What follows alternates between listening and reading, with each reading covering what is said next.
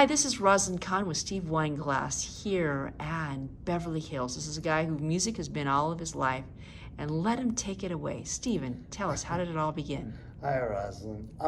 It began in Kearny, New Jersey, 1948. Wow. I'm from what used to be known as the middle class, you know? The great 50s came along. So Mom and Dad had a piano. Mom and Dad thought I should start piano lessons when I was young. But I was very active. And very soon after starting, God bless them both, but they were from the old school, so they thought I had to practice before I could do anything else. I wanted to go play baseball. I wanted to go run around. So eventually I just said, Mom and Dad, because again, without no animosity, if I didn't practice, I had to go to my room. And these were the early 50s, Americana, where those things were important. And my room had no TV, no anything, So going to your room was, sitting with a book was even worse than practicing. So I said, I didn't want to continue. Isn't that funny? Because now at my age, I practice all the time to catch up. I gotta catch up. Then 5th grade, my cousin started playing trumpet. And everybody made a fuss about it, and it looked cool, and it made lots of noise. So I started trumpet. That lasted for a couple of years. Junior high school, we actually had to do some marching things, which was rather cool. But again, I'm active. I wanted sports. I wanted to do other things. The big moment in my life was at 13. Playing basketball. This is suburban New Jersey.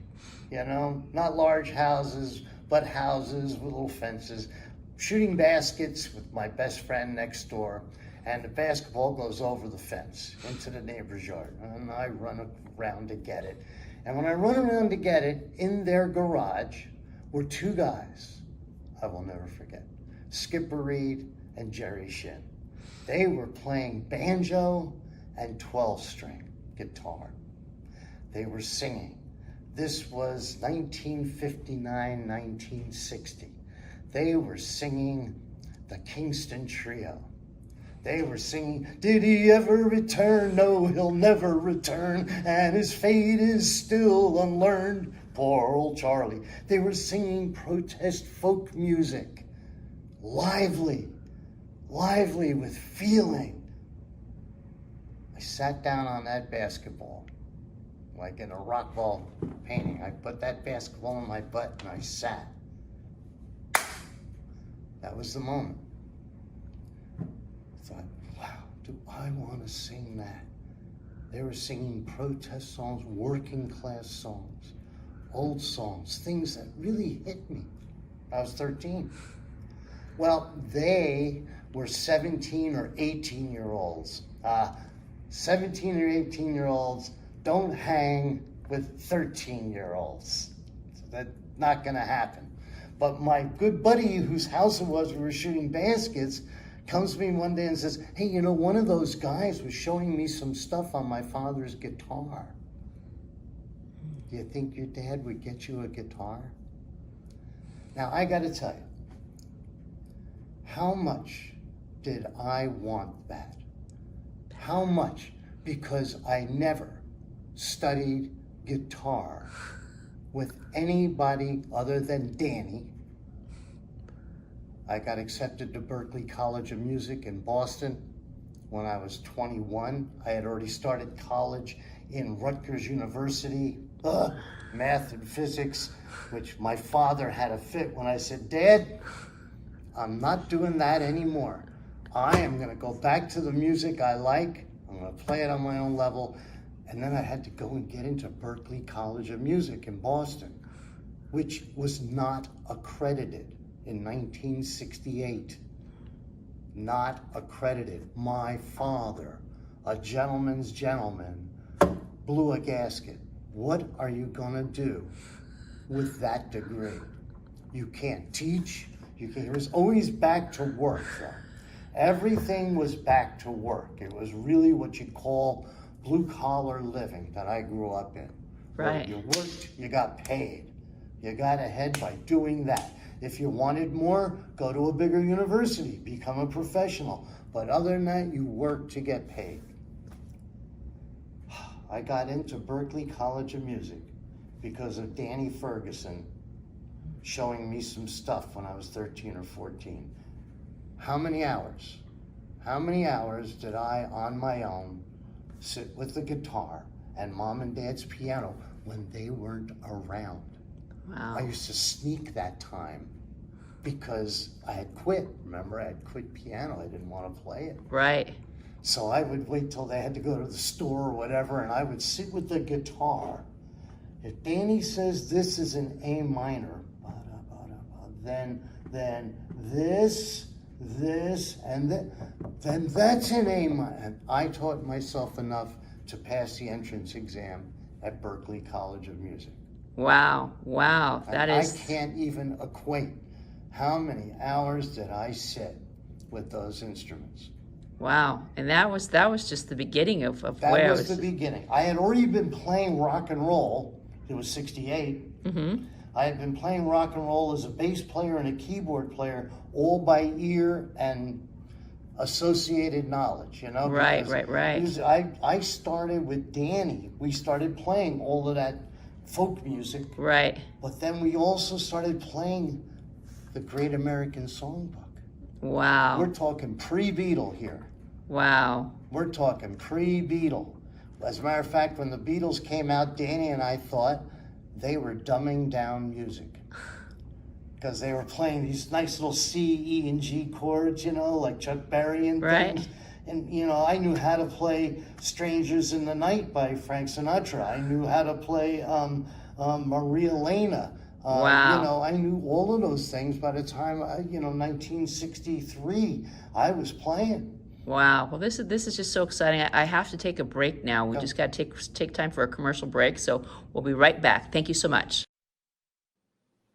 Hi, this is John Grant with John Grant Coaching. Are you feeling depressed or anxious because you've just lost your job, perhaps a relationship? Well, you need a coach that will get to the root of the problem and give you simple instructions to follow each and every day. If that's you, call this number, 951-225-5809, and you'll be working with John Grant Coaching today.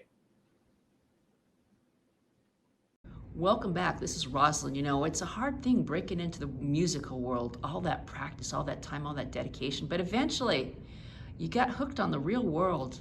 Thinking about your life, this is 70 years that we're going back. What, Stephen, can you tell us is one of the highlights? You've got on an interesting shirt, and I'm sure that takes us to someplace special. Sure. Tell us about what we're doing here. Okay, well, the shirt, Music Men's Minds, is now 4 years old. I don't think the shirt is, but 4 years ago or more, I became a Rotarian of Rotary International. And I'm a Rotarian as a musician. Wondering what was I going to give? What was I going to give? To become a Rotarian is to honor their 4 questions about, is it good for mankind? Is it good for everybody? A lady comes to our club here in Beverly Hills who had, at the time her husband was alive, and he was suffering with Alzheimer's. There's people with dementia, there's Parkinson's. Right. This is 4 years ago. She had had trouble trying to relate to her husband. Finally, out of just frustration, she put him behind the family piano. And he sat down and started playing. And her jaw dropped. She was amazed. He had remembered the songs he knew how to play.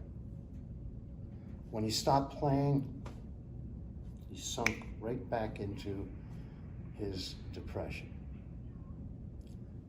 She looked and said, "What is this?" And she is now the founding lady of Music Men's Minds. It's an international success now. She has become one of CNN's Heroes of the Year. What's her name? Her name is Carol Rosenstein. Wow. She has been speaking, she now speaks around the world. Wow. We opened, she calls them bands. We opened bands in England, in India. We're working on Japan. It's growing leaps and bounds. I am honored to be the music director of the club here in Beverly Hills. Wow. So this was early on. I formulated my own thing. Yes, there are lots of musicians who are suffering, but if you put them in with their instrument, they will start playing like they did back then. It's not just muscle memory, because to be a musician, you have to be connecting your brain, your heart, and your hands. So, it's growing. It's growing incredibly. I perform it here every Tuesday. We have gotten upwards to 90 people coming to our club. Wow. To sing along. My thing is this. We hand out percussion instruments to everybody who walks in. Tambourines, drumsticks, bongos, shakers, all of that, and I don't use a drummer. And I perform on piano, not for them, but I have picked over 200 songs out of my personal category that have familiar melody and familiar choruses. Wow. We then, thanks to Beverly Hills, the city, project the lyrics back on the wall in giant letters, and my goal is to have them sing those songs for an hour and a half, and I keep it high energy. Everybody loves the old ballads, but I'm sorry, when they walk out of my hour and a half show, I want them all breathing deep and feeling that energy through their body. Wow, I can truly sense in the way that you describe it, this is the passion of your life, and you found it, and it's just so great seeing how you began as a child being forced to do something, to take something that you catch on the rye, and you just look at this, and you took what you could in the weak hours of when your parents weren't around, you got into a school, and look at where you are here today. I really think there's a huge presence of divine intervention that has gotten us here today. So how is it that people can follow you? Where can we tell them to go and get you? What's your social? What's my social? And my social media, you know, I'm very grateful that I am, at my age, I am so busy musically. Because I also do the Greater Los Angeles Boys and Girls Clubs, all of them. There's 22 of them. Wow. I'm an overall music director, and my job is to make sure the young people are being inspired, not necessarily taught. I remember my childhood. I don't browbeat. I'm not making them go to their room if they didn't do their practicing. Right. But I'm inspiring children that in this amazing area, Los Angeles County, we have 22 clubs, and the diversity of economical, social differences is unbelievable. Wow. And I have I'm so grateful. I journey from one kind of stratus to another, and I'm just trying to inspire children that got maybe a little spark. Right. To give them a general outlook. No, that sounds beautiful. And so you've covered the spectrum of the young to the old and so on and so forth. I do. So I guess if somebody wants to find you, Steve, they just have to come to the Beverly Hills Roxbury Center here. That's right. Tuesday afternoons from 1:30 to 3 o'clock. And that's where you'll find them. That's right. And by the way, you don't have to stay for the whole thing. I'm honored that people do, obviously. But if you come in for a few minutes and just get the idea of these folks coming alive. Can I say one more thing about that? Sure, go ahead. Now, people always say senior citizens. Oh, you've got senior citizens. Well, let me tell you, senior citizens to come have caregivers. They have lots of caregivers and young people. And here's what I found out. 4 years ago, my plan was to start with the Great American Songbook. Right. Natural, right? And I started playing the Great American Songbook and having them sing along. Gershwin and Sinatra and everything like that. Then one day I met David Gabb, I won't give his name credit. Out in the street, I met him, Beverly Hills. He looked like a rock and roll star to me. Right. And he said, "What are you doing?" And we had an automatic connection. And I told him about Music Men's Minds on Tuesdays. That's what I'm doing. Lo and behold, in walks David Gabb. David Gabb was a finalist in The Voice in Europe, in France. And long hair, silver studs, and comes in. I was amazed, sits down. And so I took a little break. I leaned over and said, "David, do you want to do some of this?" And he said, "You know, I don't do that style." He said, "But I can boogie and rock and roll. And I play stand-up bass. Right. And I always bring it. I can slap it. I've done rockabilly, jazz, and a little classical, mostly rockabilly and jazz." David sits down and starts banging it away like Little Richard, and I'm slapping. And guess what? If you're 80 years old, when you were a teenager, because remember, we're going to stimulate your memory, your thing. You were a teenager in the 50s. You weren't a teenager in the 40s. Right. If you were a teenager in the 40s, you're 90 years old. You're Right. almost 100 years old. Right. But if you're in your 80s or 70s, rock and roll was happening. The whole place lifts up. All of these seniors start banging their tambourines down. We have dancing. We have everybody going nuts. And I balance everything now from the late 30s to the late 60s, almost the 70s. We're doing a little Donna Summers lately. Wow, that is beautiful. So when you think that it's all seniors, well, guess what, seniors? Guess what? David and I have even touched a little Led Zeppelin on them. That's 1972. 1972 was 51 years ago. Wow. So, wow. so you know, you got to watch where seniors are at. It's Soon just we'll have to be doing rap for the seniors. you never know. So what we've learned here is you're going to hear all sorts of music, whether you come right. for 1 minute, a few minutes. Right. We're here every Tuesday from 1 to 3:30. 1:30 to 3. 1:30 to 3, and the address here is 471 South Rexford Drive. 471 South Roxbury Drive, Beverly Hills. So this is Rosalind Kahn from Chow Entertainment. If you like this show, you'll love to see more. I am with Chow Entertainment, living your best life every Tuesday here in LA at KXLA in Las Vegas, every day of the week, prime time, 8 p.m. And the voice you hear behind you is going to Egypt on August 15th, where you'll be hearing me live from Hurghada, Egypt. Make sure you tune into that show. This is Rosalind. That's a wrap. Thank you so much.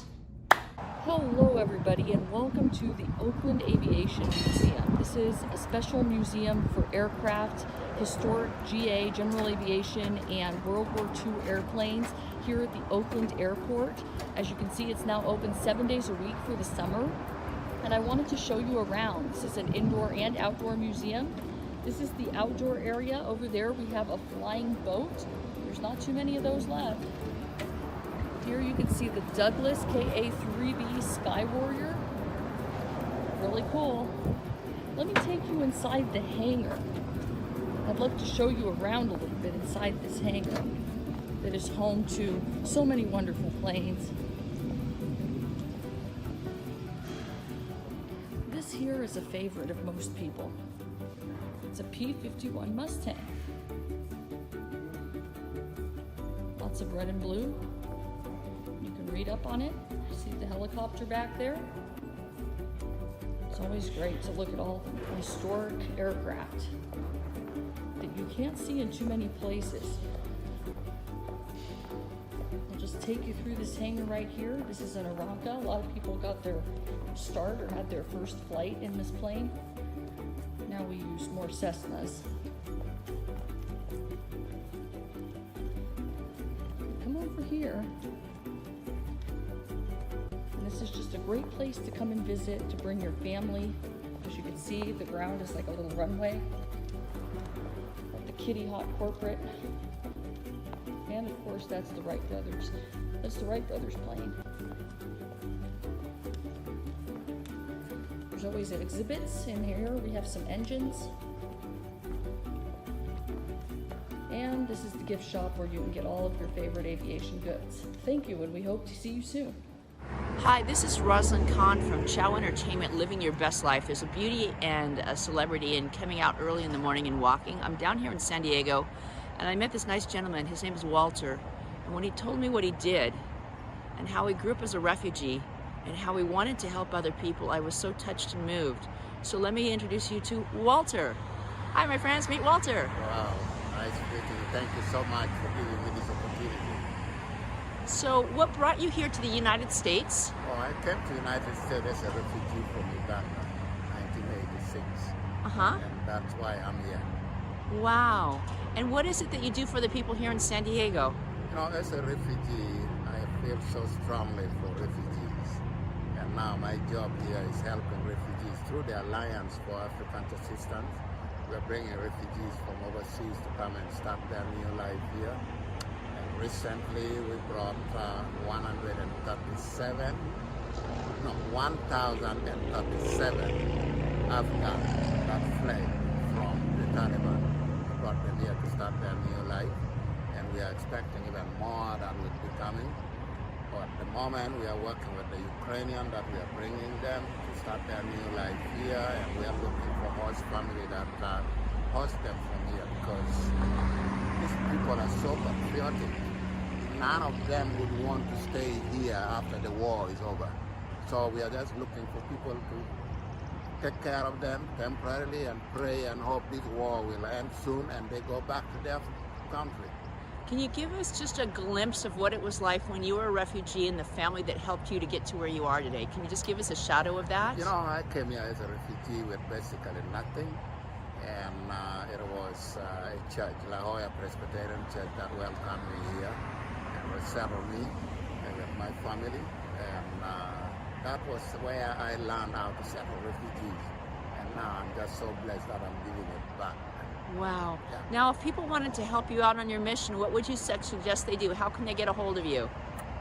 You can reach me on my phone, mobile phone, 619-279-3917, and my email is wl@alliance-for-africa.org.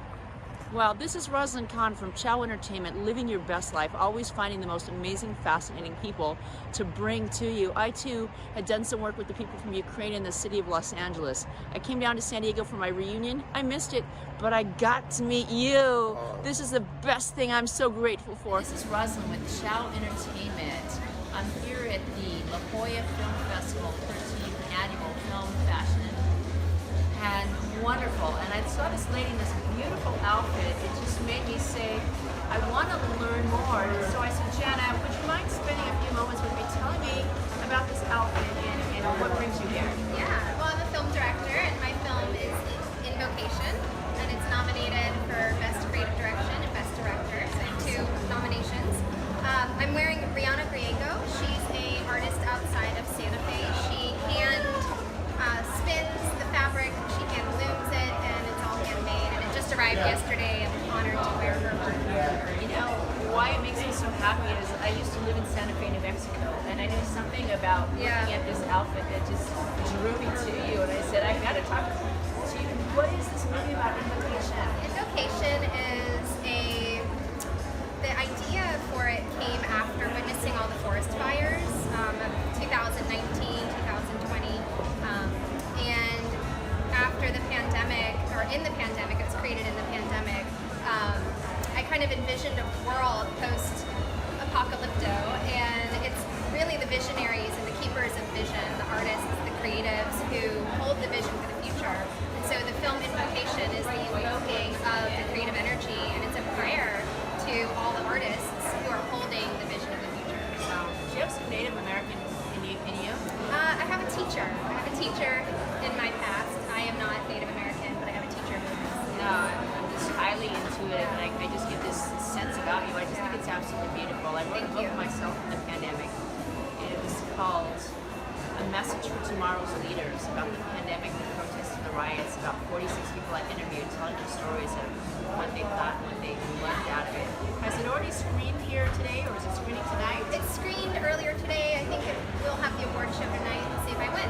Oh my God. Yeah, Well, thank you know, you. I always believe that things that come from the heart that are meant for the world to have, Yeah. whatever the outcome is, the fact that you made it here, the fact that you made it here, that you're part of the ones that's being displayed, that in and of itself, and hold on to that dream. Yeah. Because if you believe it, you can make it come true. Thank you. I truly believe that. My name is Rosalind Khan. I have a TV show that's called Living Your Best Life.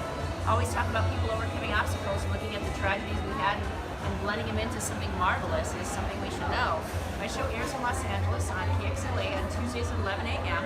It's also in Las Vegas at KGNG. I'm also on Amazon Prime, Amazon Fire, and also I'm going to Egypt in August to do a That's diplomat.